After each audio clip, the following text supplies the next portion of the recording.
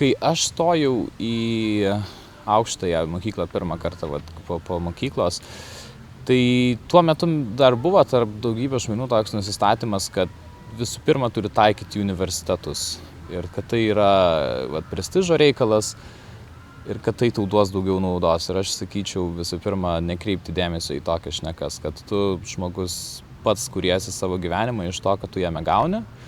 Ir tai kad gausi metais ilgiau pastudijuoti dėl bakalauro diplomo ir kad tai, kaip čia pasakyti, ant popieriaus tau suteiks kažkokią, gal ten, nežinau, atrodys aukštesnę kvalifikaciją, tai viskas priklauso, ką iš to pasidarys. Ir kad tikrai Vilniaus verslo kolegijoje tikrai galima gauti labai daug naudingų žinių, iš kurių gali paskui statytis gyvenimą. Mes ieškom truputėlį garantijų, kad jeigu jau stosiu, tai kad būtinai ten, kur jau tikrai duos kažką ir gal atrodytų rizikinga tada, žinai, stoti į kolegiją kam nors. Dėl tokio požiūrio. Bet tai vėlgi aš kaip universitetuose praleidęs, prastudijavęs ir pradirbęs jau gerą 10-metį galiu pasakyti, kad taip tikrai nėra. Viskas priklauso nuo to, ką pats iš to pasidarai. Ir kartais tiesiog geriau imti tas konkretesnes, gal į profesiją taikytas žinias, jeigu tau tai yra naudingiau ar bus naudingiau ateityje. Studijų kokybė kolegijoje, aš manau, tikrai buvo gera.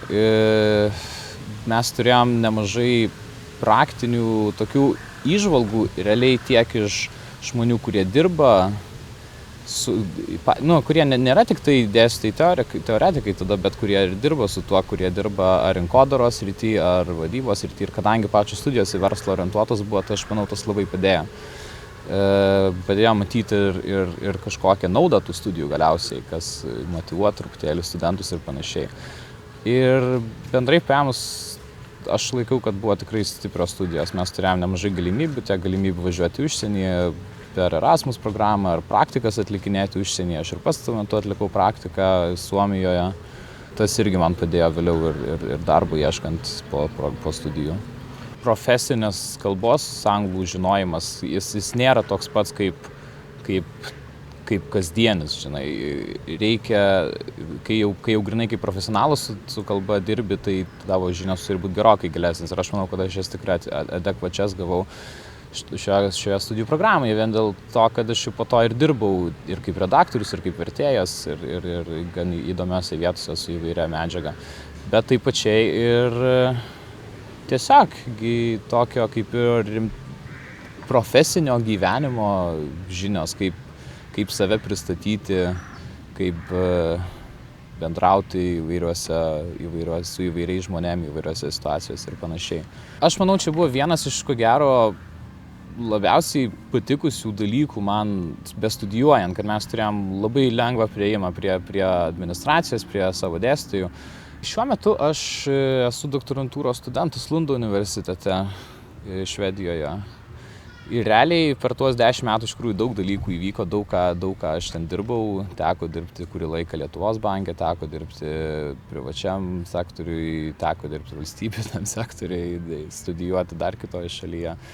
O šiuo metu esu, kaip čia pasakyti, studijuoju jau tam, sakykime, aukščiausiam lygmenį. Jo, iš esmės taip, tai sakau, vien jau galimybė man tuo metu jau kolegijoje studijuojant keliauti į Suomiją atlikti praktikos, ten Laurija University of Applied Sciences, tai irgi universitete. Ir aš kaip supratau vėliau, kad aš realiai visą savo tą, kaip čia pasakyti, profesinį gyvenimą, aš bent kažkuo buvau susijęs su aukštosiom mokyklom, su universitetais, kas buvo man irgi viena iš paskatų į doktorantūros studijas taikyti po to. Ir tai jau prasidėjo kolegijoje jau su galimybė važiuoti dirbti kaip asistentu į Laurijos universitetą Suomijoje.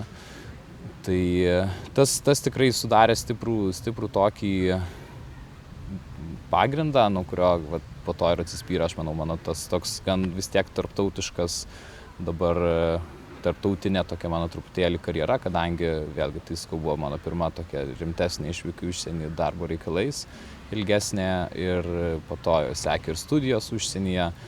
ir dabar galiausiai doktorantūra irgi užsienyje. Mano artimiausi planai yra šiuo metu susiję su mano studijomis, doktorantūros studijomis, nes tai yra pagrindinis mano užsiėmimas šiuo metu ir mano pagrindinis tikslas yra per artimiausius 2 metus pabaigti tą disertaciją ir parašyti gerą disertaciją. O tuomet jau bus matyti.